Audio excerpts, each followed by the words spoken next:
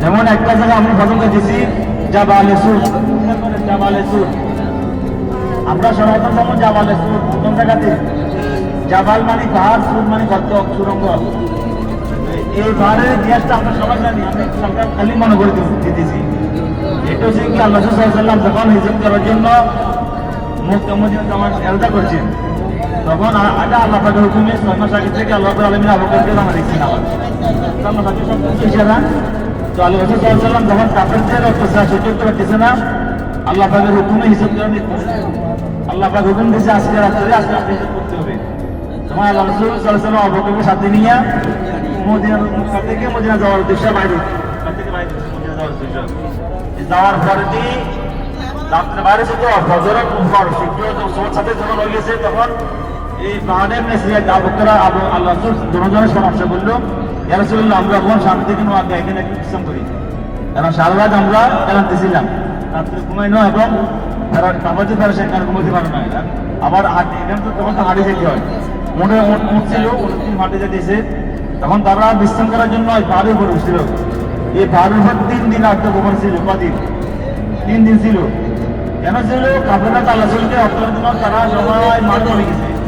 এখন কাফের লিডার তারা আছে, তারা ডিক্লার দিয়েছে যে ব্যক্তি নাউজুবিল্লাহ মুহাম্মদ সাল্লাল্লাহু আলাইহি ওয়াসাল্লামকে জীবিত মৃত্যু আইন তাকে 100টা মুখ দেবে। তাহলে তখন তারা সবাই রসুলের মানে আশা করে সবাই মারানো হয়ে গেছে।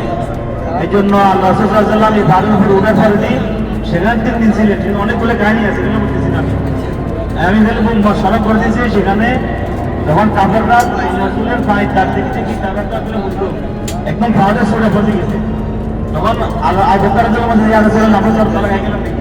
আল্লাহ রাসূল না লা তাহজান ইন্নাল্লাহ মা'ানা, ভয় করে কারণে আমাদের তো আল্লাহ আছে, আমরা তো আমাদের তো আল্লাহ আছে। তখন আবু বকর রাদিয়াল্লাহু আনহু কোনো ভয় নাই। এক পর্যায়ে কাফেররা তো তাস করতে আল্লাহ রাসূল একদম কুয়ার সামনে চলে গেছে। ইয়া বলতেছে এখানে আছে, কিন্তু এখানে নাই।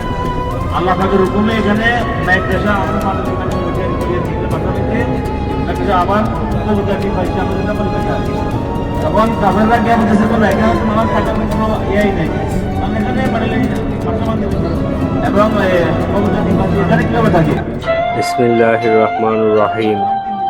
আজ আমরা এমন এক ঐতিহাসিক স্থানে যাচ্ছি যা মুসলিম ইতিহাসের এক অনন্য মোড় পরিবর্তনের সাক্ষী।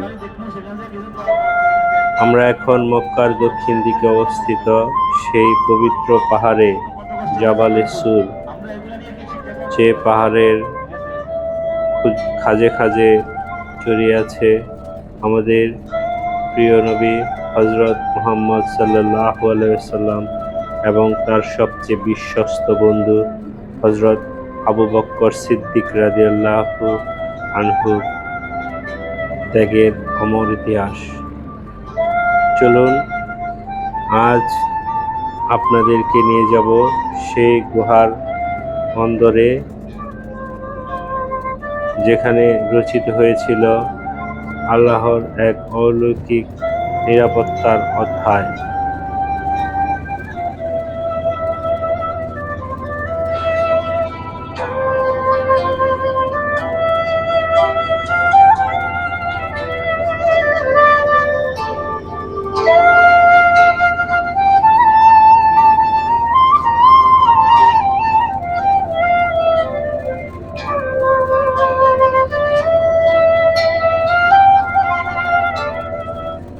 মক্কার কুরাইশদের রক্তচক্ষু আর হত্যার ষড়যন্ত্র উপেক্ষা করে আল্লাহর আদেশে মদিনার উদ্দেশ্যে হিজরতের যাত্রা শুরু করেছিলেন রাসূল সাল্লাল্লাহু আলাইহি ওয়াসাল্লাম।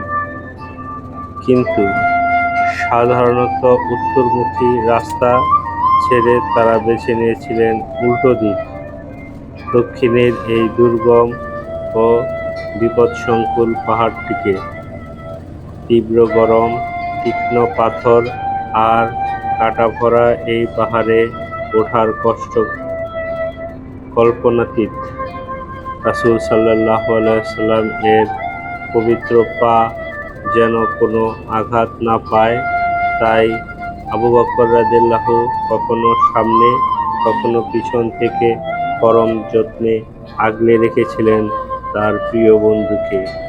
এমনকি নিজের পায়ে কষ্ট নিয়েও তিনি ঢেকে রেখেছিলেন প্রতিটি মুহূর্ত।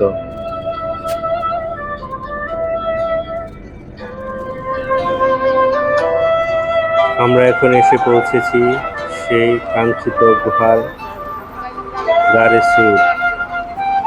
টানা 3 দিন এই ছোট্ট গুহার ভেতরে কাটিয়েছিলেন তারা। কাফিরদের অনুসন্ধানী দল ঠিক গুহার মুখে কাছে এসে পৌঁছেছিল। দুশ্চিন্তায় আবু বকর রাদিয়াল্লাহু আনহু যখন ফিসফিস করে বলে উঠেছিলেন, হে আল্লাহর রাসূল, তাদের কেউ যদি পায়ের নিচে তাকিয়ে দেখে তবে তো আমাদের দেখতে পাবে। তখন নবীজির কণ্ঠে ছিল পাহাড় সম অটল বিশ্বাস। তিনি শান্ত কণ্ঠে বলেছিলেন,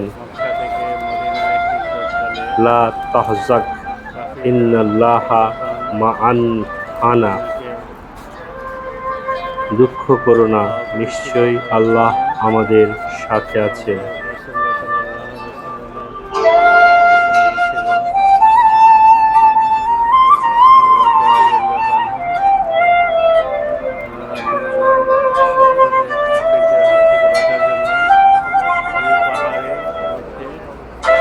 আল্লাহর কুদরতে তখন গুহার মুখে সুতা বুনেছিল মাকড়সা, আর তৈরি হয়েছিল বুনো কবুতরের বাসা। শত্রুরা একেবারে কাছে এসেও ফিরে গিয়েছিল অন্ধের মতো। বাহ্যিক উপায় যখন শেষ হয়ে যায়, তখন আসমানি সাহায্য কিভাবে ছুটে আসে তার সবচেয়ে বড় প্রমাণ এই জাবালে সুর। শত শত বছর পরেও এই পাহাড়ের প্রতিটি ধূলিকণা আমাদের মনে করিয়ে দেয় তাওয়াক্কুল বা আল্লাহর উপর পূর্ণ ভরসার সেই শিক্ষা। বন্ধুরা, আজকের ভিডিওটি এখানেই শেষ করছি। কেমন লাগলো এই ঐতিহাসিক জায়গার ভ্রমণ?